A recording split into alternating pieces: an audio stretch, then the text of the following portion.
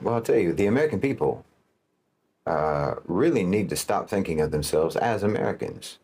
Honestly, this is a mental trap. It's a trick, actually, to make you feel invested in a system that does not invest in you. If you're a part of a so-called minority community, especially, then you only think of yourselves that way because you're an American, or you think of yourself as an American, so you're a minority in American society. But it's a lie if you look at the bigger picture. Obviously, you're not minorities. You're members of the global majority who happen to live in the United States. You're a diaspora community from the global majority. The majority in that country is a global minority. But as long as you think of yourselves as American, well, you will think of yourselves as a minority because you've believed in this society, in this system. You have invested in it, and you believe yourself to be a part of the very society that tells you you don't belong in that society. You see? It would be like inmates in a prison thinking that they're actually part of the staff of the prison administration. Like you aren't incarcerated and abused in that jail, you just work there. Except that the other people who call themselves prison staff get to go home after their shifts while you just get to stay there. You have to stay there in your cell. But you pretend, you imagine that there's some equality between you and the prison guard, between you and the prison staff. That's what it's like if you're a so-called minority in America. You're a prisoner who thinks that he's a guard. But the guards will never hesitate to remind you which one of you has the baton, which one of you has the club, which one of you has the rights, and which one of you has freedom. But even then, you seem to think that the prison works just like seniority at a company or something, as if as a prisoner, the longer you serve, eventually you'll get to be the warden. That's how delusional you are. Doesn't work like that. No, you're not an American and you're not a minority. You're a member of the global majority who just happens to be in the United States. And I'm telling you, this applies whether your so-called minority status is based on race or color or ethnicity, or if it's based on religion, or even if it's based on your economic status, because most of the people on earth are not white, they're not Christian, and they're not rich. So you need to think of yourselves as part of the rest of the people in the world who look like you, who believe like you, and who struggle financially like you. Those are your compatriots, your comrades, your brothers and sisters. That's your nation. If you think of yourselves in any other kind of way, then this is just a tactic for reducing you and cutting you off from the power that comes from numbers. You know how foolish it sounds to anyone else, anyone who looks at the totality of the world when you say something like Asian minorities, black and brown minorities, right? It's absurd. Over 85% of the population on the planet is either Asian or African or Latin American. You think that you're a blade of grass in the desert, but the desert is just a little tiny sandbox in the middle of a field of grass. So don't think of yourselves as minorities in America. Think of yourselves as representing the global majority that encircles that country. So if you can readjust your thinking along these lines, then you might also better understand that as a part of the international majority, you're supposed to redress your grievances to international bodies for justice. And you'll look at the crimes and the violations that are committed against you in that country as breaches of international law, which they are. The same way that there are crimes and violations of international law when that country does the same things overseas, when America does things overseas, because your rights are profoundly violated in that country. And the worst part about it is that the indoctrination system has normalized it for you and has made you think that your only recourse when your rights are violated is to go to the ones who are committing the violations. You know, they cut you off from the international community, from the global majority, and made you think that when, for example, when the police murder innocent members of your community, you're supposed to turn to the police for justice. You're supposed to go to the very security forces that are targeting your community for extrajudicial killings and ask them for justice. No, you're supposed to go to the United Nations. You're supposed to go to the International Criminal Court, to the International Court of Justice. I mean, tell me, why the so-called police officers and the chiefs of police and the police commissioners and so on, all of those police officials who are involved in any extrajudicial killing in the United States, why were they put on trial in Minnesota, in Pennsylvania, Missouri, Texas, or Kansas, or what have you? Why not at The Hague? I mean, you say it's systemic, don't you? You know it's systemic targeting of so-called minority communities. You can't look at the mass incarceration numbers and not know that this is systemic targeting, mass incarceration of members of the global majority in the United States, who are then forced to work as slave labor for private enterprise in prison, often for the rest of their lives. This is systemic population reduction of so-called minority communities through extrajudicial killing and detention. Well, that's nothing but a form of ethnic cleansing. But again, they make you think it's normal. It's not normal. It's criminal. And it's a crime against humanity. It's a violation of international law. And you are members of the international community, whether you realize it or not. Your government, your system, has got you believing that international law doesn't apply to you. Well, why do you suppose they made you think that? Because they don't want you to know that their treatment of you is not normal, that it's not civilized, and that it's not legal. They have you thinking that you have the most rights of any people on earth, the most freedom of any people on earth, and so on.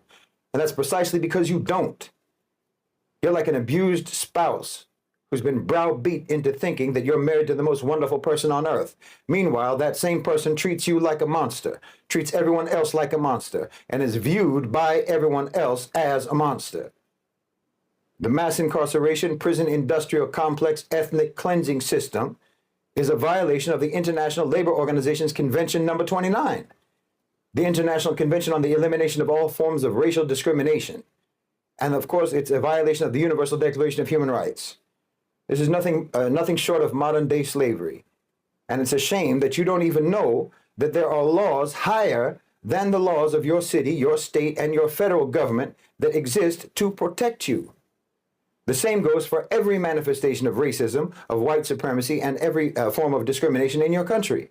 These are all violations of international law, and you should have redress to that. You know, they just made homelessness illegal in America. Can you imagine that? It's illegal to be homeless, but not illegal to make you homeless. Criminalizing being poor when you are made poor by a criminal system. You're not allowed to not have enough money to pay for your own survival, but they're allowed to make your survival too expensive to pay for. And if you have any blotch on your credit record, why, it may as well be a criminal record. You can't rent, you can't get a job, you can't secure housing, you can't get a car, anything.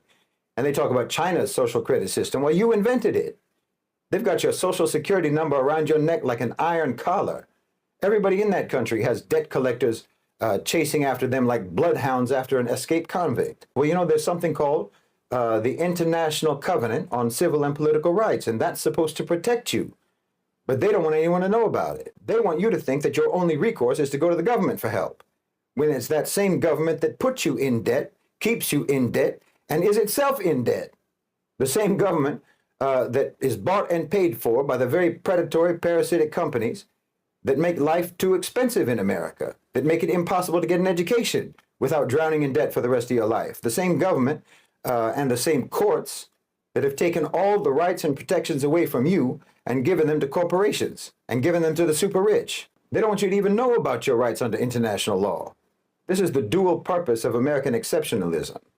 They don't respect international law. They think that they're above the law, and they want you to have that same attitude. But the difference is that you're suffering because of it, because they don't respect international law when it comes to their own people. Do you think that they defy the law everywhere else but adhere to it at home? No. They're criminals outside and they're criminals inside. And the thing that enables them to be that way is their domination of the United Nations. You have as much at stake as the rest of the world does when it comes to the invocation of Article 6. The only difference between you and America's victims all around the world is that at least they know that they're victims. You think you're privileged.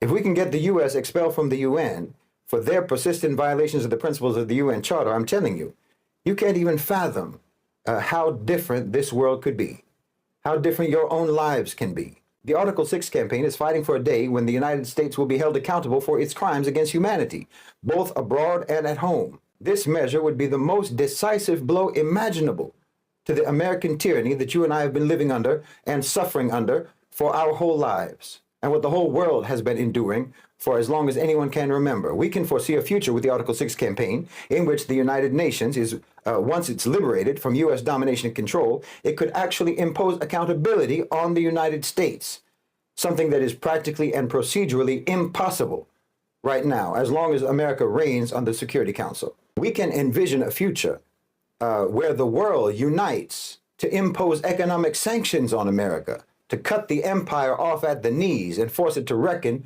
with the blood they have on their hands. But this struggle isn't only about liberating the oppressed people of the world. No, like I said, it's also about liberating the American people themselves from the chains of corporate tyranny and state oppression.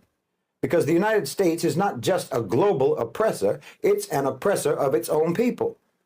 The American people have been deceived, they've been manipulated, and they've been dominated by the private sector, by the corporations that control their government, control their economy, and control their everyday lives.